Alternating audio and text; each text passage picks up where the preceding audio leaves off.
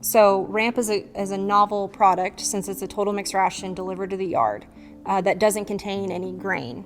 And so we can adapt these cattle on RAMP to a high grain diet, not using grain. And that is very novel in our industry, and not have bouts of acidosis or bouts of cyclical feed intake.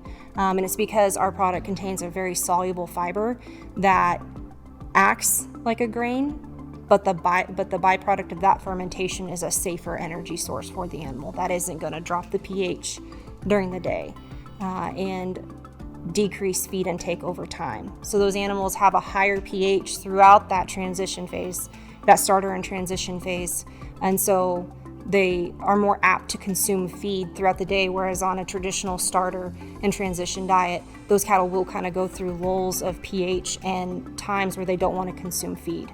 And so over the whole feeding period, dry matter intake or ration intake is increased compared to a traditional starter diet.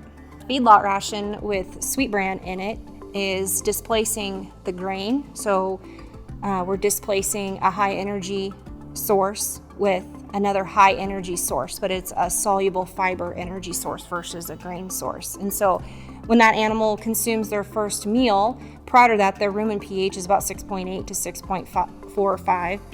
When they consume their first meal and you get to that peak of fermentation in the rumen, so the peak microbial or bacteria activity, the pH actually will get only slightly above 5.6. So on a traditional diet, you're going to see pHs decrease to below 5.6. Sweet Bran helps mitigate that drop in pH.